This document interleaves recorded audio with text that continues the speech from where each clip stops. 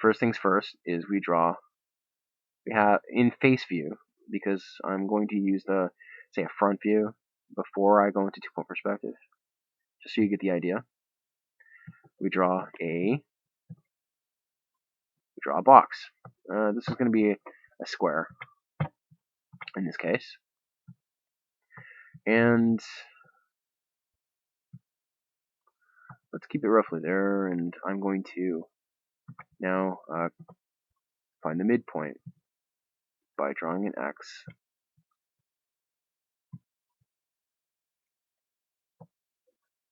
And now I'm going to divide the sides into halves by doing that. The only reason I'm doing this really is because I need to know where those points are for the next stage. Okay. You don't necessarily need to have this point, to be honest, but like these points, you could only draw one. But for what I'm about to show you, I do want to have both in there.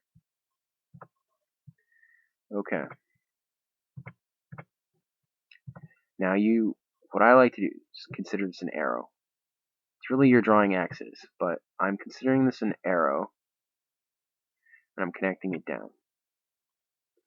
Now, I go up with this one, and I point the arrow down. So, or you can consider it to be 2 x's, 1 x for this half, another x for this half. But the way that we're dividing this into thirds is actually because of the way the intersects work. Now you've divided this blue part here, this x, this blue x, where my mouse is moving around, with the larger x when it intersects with the lines created by the larger x. And to show that, I'm gonna get rid of that line just for now. The way they intersect together, when you line them up, you're dividing the sides into thirds. That's what you're doing. I'm going to change the color though to make it so it's more visible. Get rid of that. But you're now dividing that into its thirds.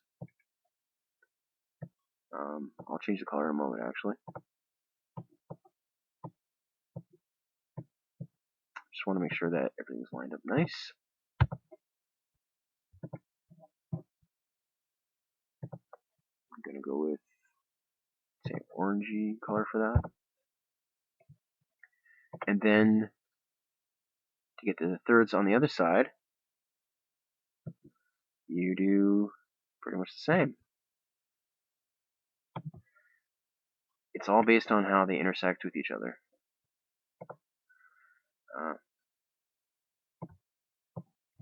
Now, you could also draw, by the way, this obviously does work. You can validate this, and before I go on to an explanation of something else, I am going to show you that a way to check. Just for now, I'm going to use a brown line, and I'm going to note the sides when you do that. Go down there, and here. That when you connect them all, align them all with each other, that they are in fact the same height, all those lines, and you go up here and you do the same.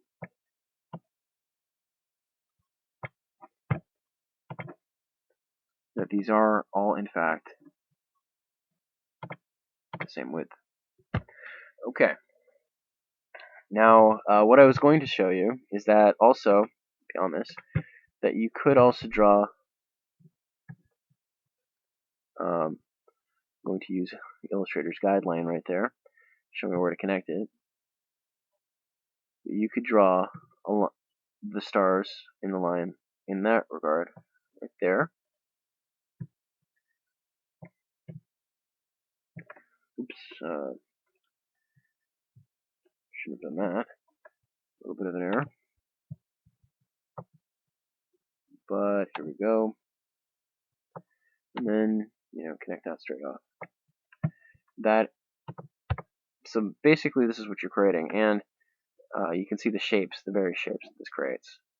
And hopefully you're understanding at this point, hopefully this image gets it across to you why it works. If it doesn't, take some time, study it, figure it out. But really, it's all about the intersects and various triangles that you're creating, and how they match up to divide these things into the thirds, because you're dividing something into half and using the division of another half to intersect and then create a division by 3. It's crafty. It's very crafty, and the fact that this was figured out hundreds of years ago and is really impressive. So, at least to me. But now we're going to do this in 2-point perspective, and I'm going to, using the same information that we know here now, the same knowledge, same concepts, let's do it in 2-point perspective now. So I'm going to create something,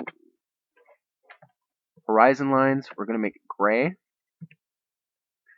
and I'm going to try to keep this in the video frame. Now, any old rectangle does not really matter. I'm just going to do it here because it'll be the easiest to view. Okay.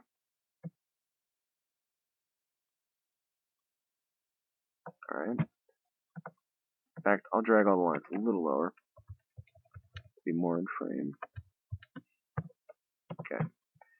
And what I'm going to do is find, just like before, find the midpoint. Then I'm going to find my crosshairs, because it does make it a little easier for me, at the very least. And then, not being so super exact with where I place my points, because the concept is about the thirds and not necessarily. I mean, this is exact, but I mean, not necessarily trying to connect it up here. Well, I guess I can, so maybe I will. Alright. Good. Well, sort of. Okay, by the way, I'm holding shift down in Illustrator to do this, just in case you're wondering. And now I'm going to switch to blue again, just like before. And I'm going to draw my arrows. I consider them arrows. Really, you are creating X's. But I like to think of them as arrows because, conceptually speaking, that helps me out. Reminds me of what I'm doing. Okay. Then I'm going to take, let's go orange again. Oop. Okay. Select a different line. Go orange. Alright, so we've got this. Now we connect it, just like before, with that point.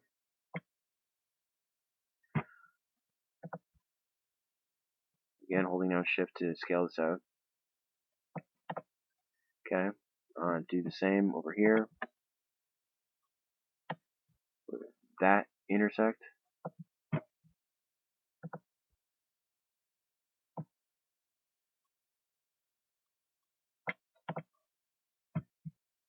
And by the way, if you think I'm going too fast, let me know in the comments. I mean, it's a pretty fundamental and basic concept, but not everybody knows it. So if I'm going too fast, just let me know, and then I can maybe try to do something that's a little slower. But, or perhaps if something needs to be better explained, let me know, and I'll try to help you out.